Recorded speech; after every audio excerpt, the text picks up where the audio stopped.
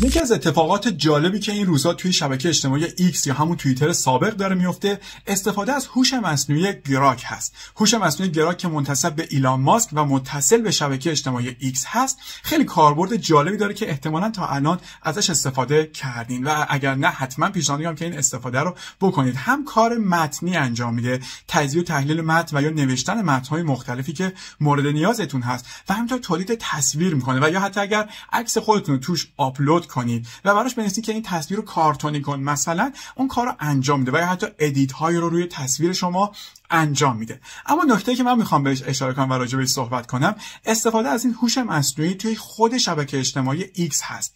به این شکل که میان تگش میکنن. مثلا شما میخواید یک پست بسازید، میاد تگ میکنید @گراک، همین رو به راحتی مینویسید و ازش یک درخواست و یک سوالی میکنید و اون میاد توی یک کامنت براتون توضیح میده. و یک استفاده جالب دیگه این که ازش صحت سنجی مطالب پست ها رو انجام میدن. به طور مثال 2 تا مثال بخوام براتون بزنم. چند وقت پیش توی توییتر یا همون ایکس خیلی منتشر داشت میشد که توی اروپا گفته شده برای شرایط اضطراری آذوقه‌های مختلف ذخیره کنید و چند نفر اومدن زیر اون پست ها نوشتن @گراک و ازش پرسیدن آیا این خبر صحت داره؟ آیا منبع این خبر رو داری که برامون بذاری؟ و توی یک کامنت ریپلای میکرد گراک و براشون توضیح میداد که آره مثلا فلان منبع خبری است، این درسته یا غلطه. و یا در واقع حتی اومده بودن یک موضوع، یک مطلب علمی، یک موضوع حتی اجتماعی تاریخی رو ازش پرسیدن که آیا این توضیحی که این طرف توی پستش داده صحت داره؟ آیا این توضیحی که دارن از این شخص انجام میدن آیا صحت داره یا نه؟ به راحتی بنویسید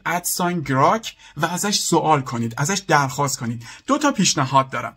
یکی این که برید داخل شبکه اجتماعی ایکس و این دفعه از گراک بخواید که توی یک کامنت و یا توی یک کامنت ریپلای توی یک پست خاصی یه عکسی رو توضیح بده، یک عکسی رو بسازه در جواب پست و یا کامنتی که دریافت میکنید. این یک پیشنهاد که ببینید آیا عکس رو هم کامنت میکنه یا نه، عکس رو هم در کامنت تولید میکنه یا نه. و یک سوال این که آیا تصویر نیمه پنهان و نیمه آشکاری که در لوگوی گراک هست، لوگوی گراک رو برید ببینید، لوگوی خیلی طراحی جذاب و زیبایی داره لحاظ گرافیکی، برید ببینید تصویر نیمه آشکار و پنهانی که توی این لوگو به شکل المان طراحی شده، آیا میدونید اون تصویر چیه؟ آیا میتونید اون تصویر رو ببینید و حدس بزنید؟ برام بنویسید اگه اون تصویر میدونید چیه.